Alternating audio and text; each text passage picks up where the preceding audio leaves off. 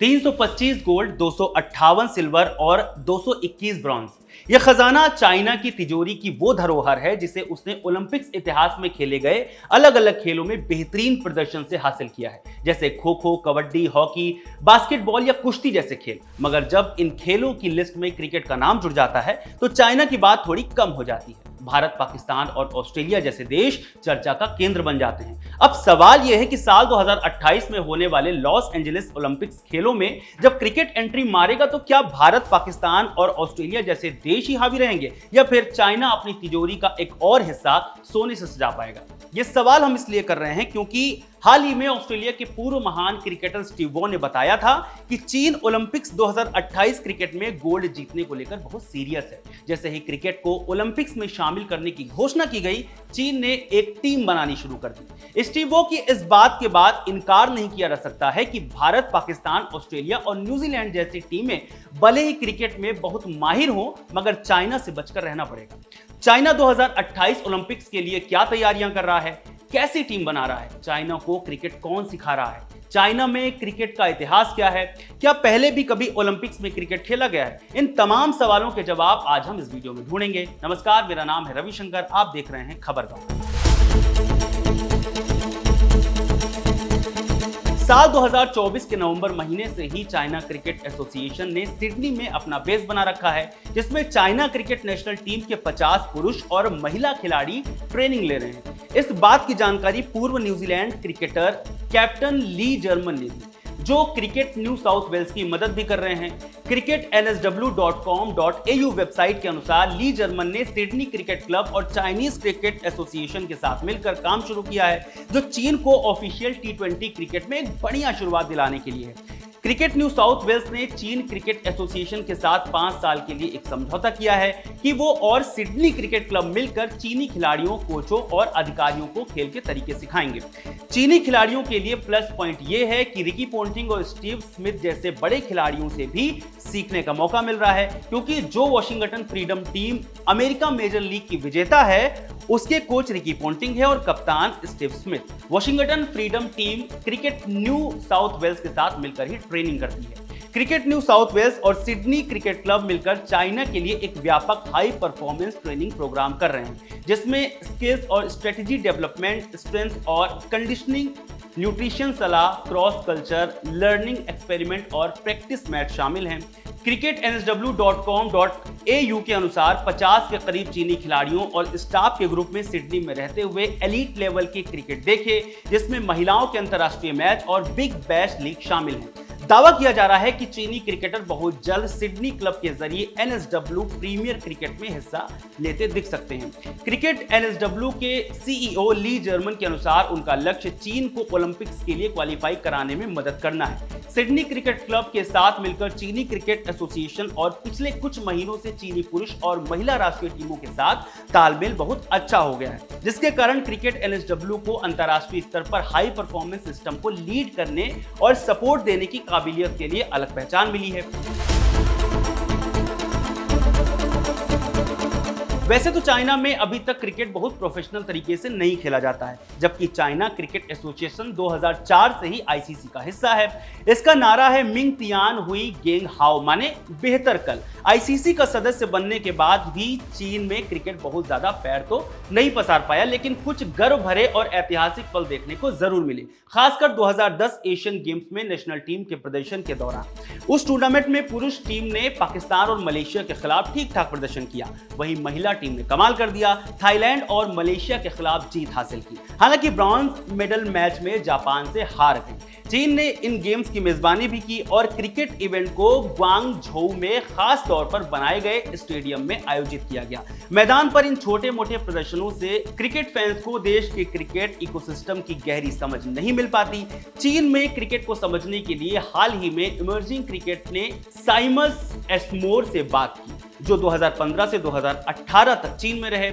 एस्मोर Beijing duck CC के founders में से एक हैं, इसलिए उन्होंने देश में क्रिकेट और खास तौर पर पुरुष क्रिकेट की स्थिति के बारे में जानकारी दी। एस्मोर बताते हैं कि फरवरी 2015 में चीन जाने के बाद उन्होंने क्रिकेट क्लब की तलाश की, तब उन्हें बीजिंग क्रिकेट क्लब मिला, जिसमें उस वक्त 4 टीमें थी।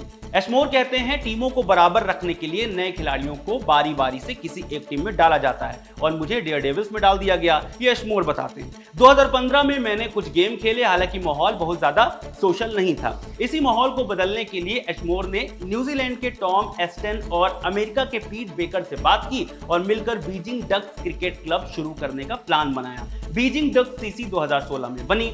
जैसे कि क्रिकेट के उभरते हुए देशों में होता है, बीजिंग के क्लबों को मैदान हासिल करने के लिए दूसरे खेलों से मुकाबला करना पड़ता है। एशमोर कहते हैं कि हमें मैदान इस्तेमाल करने के लिए ज्यादातर फुटबॉल, रग्बी और अमेरिकन फुटबॉल से कंपटीशन करना पड़ता है। हालांकि कुछ क्रिकेट के लिए खास मैदान भी हैं जिन्हें टीमें इस्तेमाल कर सकती हैं। एशमोर ने बताया कि फिलहाल बीजिंग लीग डिस्ट्रिक्ट शुनई के डलविच हाई स्कूल में फुल साइज पिच पर यानी आर्टिफिशियल विकेट के साथ खेली जाती है।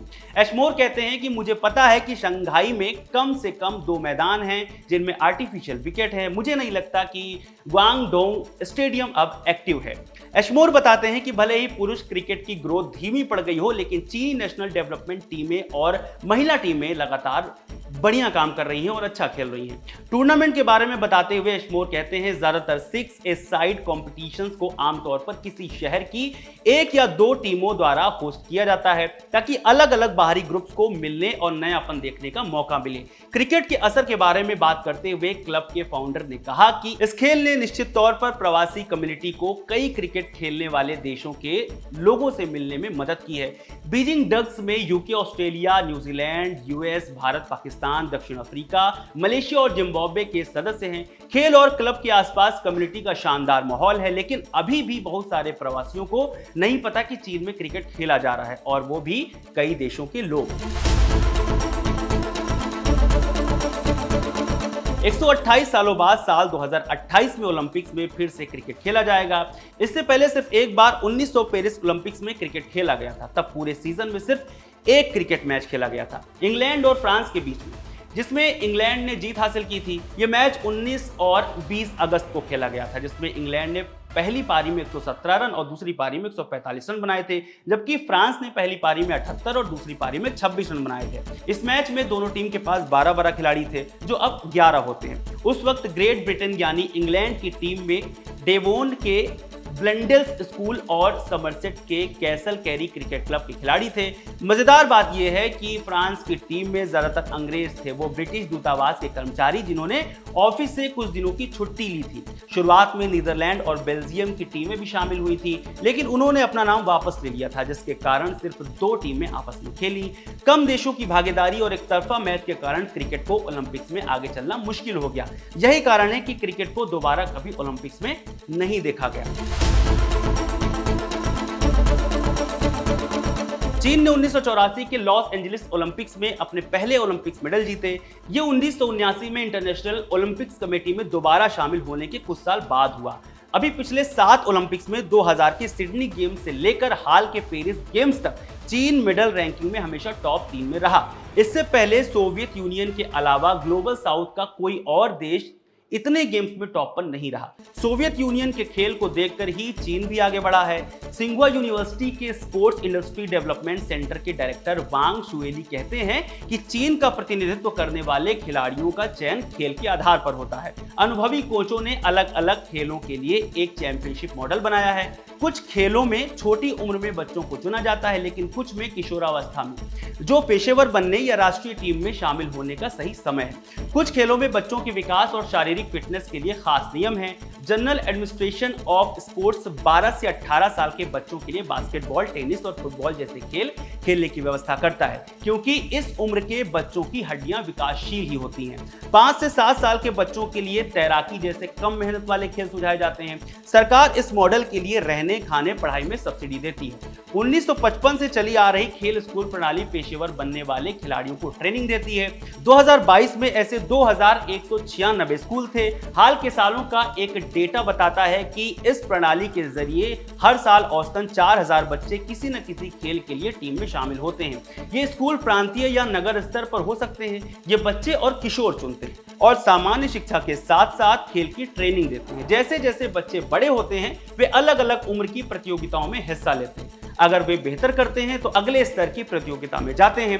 चयनकर्ता बच्चों या किशोरों को उनकी उम्र के आधार पर नगर प्रांत या राष्ट्रीय टीम के लिए चुन सकते हैं। बाद में वे देश के 36 खेल विशिष्ट विश्वविद्यालयों या कॉलेज में जा सकते हैं। चीन में सभी खेलों की राष्ट्रीय प्रतियोगिताएं होती हैं, जो टैलेंट ढूंढने का एक और तरीका है। चाइना में इस बात का ख्याल भी रखा जाता है कि अमीर बच्चे अगर गोल्फ या टेनिस जैसे खेल के लिए खुद के कोच रख पा रहे हैं तो सरकार उन बच्चों के परिवार से संपर्क करती है और उन्हें देश का प्रतिनिधित्व करने के लिए और ज्यादा काबिल मानती है। जैसे पेरिस ओलंपिक्स में कांस्य जीतने वाली चीनी गोल्फर लिन शियू इसका उदाहरण है। चीन की खेल प्राथमिकताएं 3 हैं।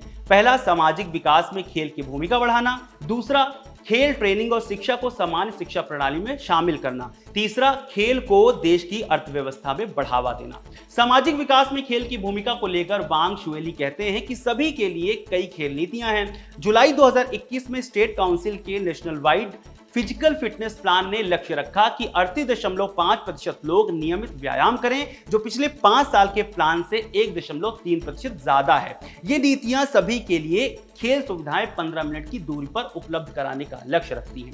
वांग कहती हैं, हमारे पास आम लोगों के लिए भी बहुत सी सामूहिक प्रतियोगिताएं हैं। 2022 में चीन की मुख्य आर्थिक योजना संस्था national development and reform commission ने एक बड़ा निवेश किया ताकि 185 खेल सुविधाएं जैसे स्पोर्ट्स पार्क, जिम और सार्वजनिक आउटडोर खेल मैदान बनाए जाएं। पिछले साल के आखिर में इस योजना को अपडेट किया गया ताकि आउटडोर खेल सुविधाओं और सेवाओं में आम निवेश हो और आम लोगों के लिए राष्ट्रीय ट्रेल सिस्टम बनाया जाए। सिंघुआ यूनिवर्सिटी के स्पोर्ट्स इंडस्ट्री डेवलपमेंट सेंटर की डायरेक्टर कहती हैं कि चीन में निवेश बहुत है, लेकिन ये केवल व्यक्तियों के लिए नहीं है। मैं कहूंगी कि सरकार का पैसा फिटनेस फॉर ऑल गतिविधियों, खासकर बुनियादी ढांचे, खेल सुविधाओं और व्यायाम स्थलों पर खर्च हो रहा है। 2023 में देश में खेल स्थलों की संख्या 3,65,900 थी, जो 2022 की तुलना में 8.7% ज्यादा है। प्रति व्यक्ति खेल क्षेत्र 2.89 वर्ग मीटर हो गया। 2013 में हर 10,000 लोगों के लिए 12.45 स्थान थे औसतन, और प्रति व्यक्ति क्षेत्र 1.46 वर्ग मीटर था। फिर भी जापान जैसे देशों को 19 वर्ग मीटर की तुलना में चीन इसे कम मानता है। दूसरी प्राथमिकता स्कूलों में रोजमर्रा की जिंदगी में अलग अलग खेलों को शामिल करना है। पिछले दशक में स्कूलों में खेल शिक्षा को बढ़ावा देने के लिए कई नीतियां लागू हुई। सामान्य स्कूलों में खेल और व्यायाम की कक्षाएं हैं, लेकिन ये पेशेवर खेल ट्रेनिंग नहीं है। युवा खेलों के लिए हमारे पास अलग संस्थाएं हैं। वांग के अनुसार तीसरा पहलू खेल को देश के आर्थिक विकास, उद्योग और सेवाओं को बढ़ावा देना है। यह नीतियां प्रतियोगिताओं और इवेंट्स को बढ़ावा देने और खेल को पर्यटन के साथ जोड़ने पर केंद्रित हैं। जनरल एडमिनिस्ट्रेशन ऑफ स्पोर्ट्स का अनुमान है कि 2035 तक खेल उद्योग देश के जीडीपी का 4% हो जाएगा। शुएली कहती हैं कि चीन प्रतिस्पर्धा इवेंट्स को लोकप्रिय बनाने पर काम कर रहा है। ये इवेंट हर समुदाय, शॉपिंग मॉल और मशहूर पर्यटक स्थानों तक जाने चाहिए, जिसमें सबसे जरूरी है कि मेडल जीता जाए। शुएल की इसी बात से मालूम होता है कि क्रिकेट में उतरने के बाद उनके देश के लिए मेडल कितना जरूरी हो जाता है। यानी ये कहना गलत नहीं होगा कि चाइना इस जीत के लिए कोई कसर नहीं छोड़ेगा। आपको भी लगता है कि चाइना क्रिकेट में बहुत तरक्की करने वाला है? हमें कमेंट करके जरूर बताएं। इस वीडियो में फिलहाल इतना ही। खबर गांव को सब्सक्राइब जरूर करें। शुक्रिया।